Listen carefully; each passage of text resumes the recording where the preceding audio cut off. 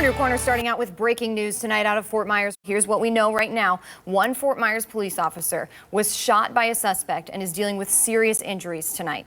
Councilman Johnny Street says he is still in surgery right now. Suspect also hurt in this case, but was taken into custody, so the community is not in any danger right now. That's according to Johnny Streets as well. We also know that Lee County Sheriff's Office are on scene blocking traffic as Fort Myers police investigate this. And as Sam Sosa just reported, the Florida Department of Law Enforcement will also be out there investigating. The center of this investigation does appear to be at the Marathon gas station on Martin Luther King Jr. Boulevard. You can see just a massive amount of police cars in that area as officers are continuing to look into what exactly led up to this horrific event.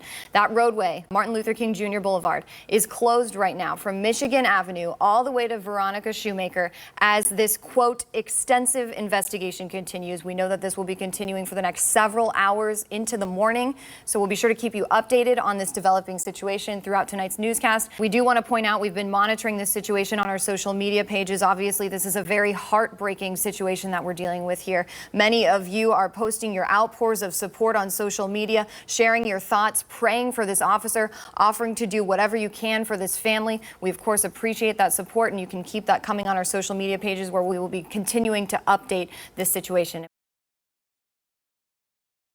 Officer Jobbers Miller is fighting for his life here right now at Lee Memorial Hospital, and also here is the only suspect in this case who's being guarded by law enforcement officers right now. For Your Corner's Lisa Greenberg is anchoring our coverage live right now at Lee Memorial Hospital. Yeah, Chris, there's still about a dozen Fort Myers police cars here now. There were many from several different law enforcement agencies all across Southwest Florida just about an hour ago, but many of those cars left to proceed with the body to the medical examiner's office.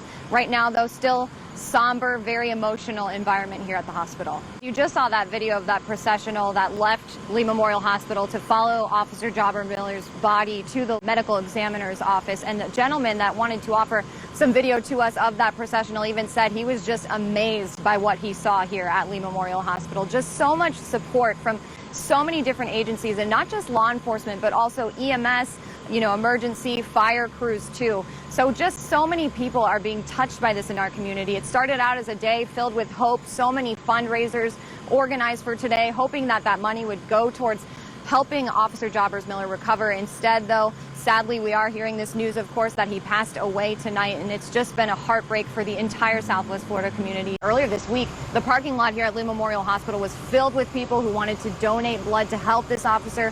Also, several businesses all across Southwest Florida for the entire week had been holding fundraisers for this officer. And to offer a little bit of a different perspective, I want to bring in For Your Corner's Jasmine Miner, who was at one of these fundraisers today, but this was before we heard the awful news that Officer Jobbers Miller had passed away. It's truly a heartbreak that we're feeling all across the Southwest Florida community. We did just see a police officer walk back into the hospital there, his head hung low. Officer Jobbers Miller ended the fight for his life at 5:14 on Saturday night, and I got my hands on his personnel file. Lisa Greenberg is anchoring our live coverage from Gendron Funeral and Cremation Services. Patrick, it's unclear when this funeral will be, but we are outside the funeral home right now because earlier today a processional of law enforcement agencies all across Southwest Florida, as well as EMS, fire crews, proceeded from the medical examiner's office here to this funeral home with Officer Jobbers Miller's body. Now, of course, as you can imagine, this has been a very emotional week, not just for the Fort Myers Police Department, but for the entire Southwest Florida community. I remember when I called the lieutenant for the Fort Myers Police Department that's in charge of handling media to confirm Officer Jobbers Miller's passing, all he could say to me was, "We lost him." And you could just hear the sadness in his voice from that. It's amazing to see these businesses, too, holding up on their promises to raise money for this family, even after his passing, to make sure that this family are taken care of in this tragic event. Thank you so much, Jasmine, for what you brought us tonight. We appreciate your hard work on this coverage. We're also hearing tonight from a local girl. She's from Cape Coral. She's 16 years old, and she is the founder of a nonprofit that takes officers' uniforms, fallen officers' uniforms, and turns them into teddy bears for their families to have and cherish forever. Now, she's made over 340 different bears for law enforcement agencies across the country. And tonight she's telling me how the bear that she plans to make for Officer Jobbers Miller's family is the first local law enforcement officer she's had to honor. Such an amazing young girl, and she also recently got a letter from President Trump thanking her for everything she does, saying that these bears really show that promise these officers make to serve and protect their communities, when they do make the ultimate sacrifice, it does not go unnoticed. Now, we do know that Officer Jobbers Miller's body was brought to this funeral home here in Fort Myers earlier today in a processional that included multiple different law enforcement agencies, multiple fire crews, EMS as well. This parking lot here behind me was filled with different members of law enforcement and first responders. Now there are 2 Fort Myers police cars here, and I do want to show you what's on the screen playing here at this funeral home. My photographer Tom is going to be zooming in really tightly. Hopefully you guys can get a good view of what's going on, but they do have a slideshow dedicated to Officer Jobbers Miller playing on that screen, his photo being shown, multiple different photos of him in his uniform as he was brought here earlier today. Now, as you can see, so many people across Southwest Florida really just showing their support, showing their unwavering support for this officer and his family at this time. We're going to continue to stay out here at the funeral home and bring you another update in just a bit. But for now, Patrick, I'm going to send it back to you.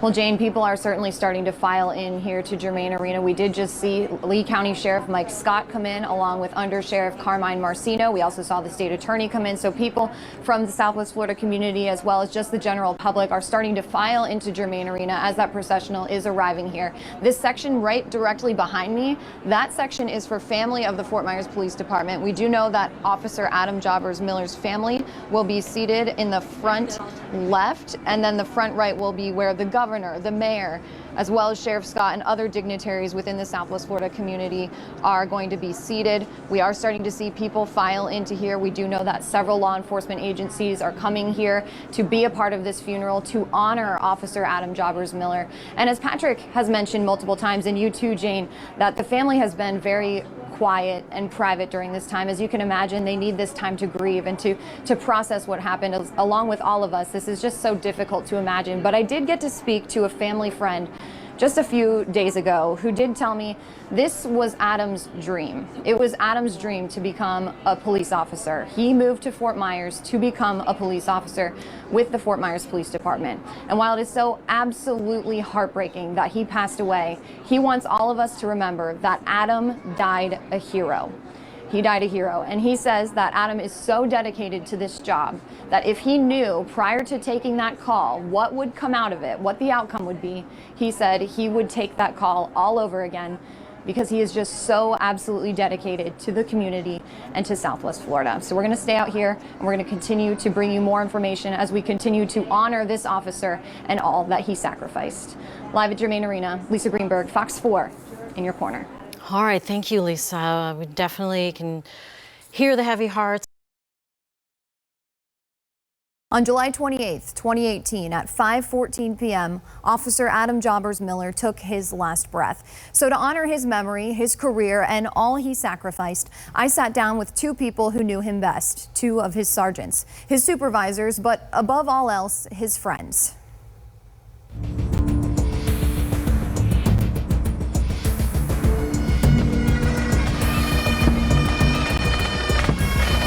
Call for badge number 524, Officer Adam Jobbers Miller. End of watch, July 28, 2018.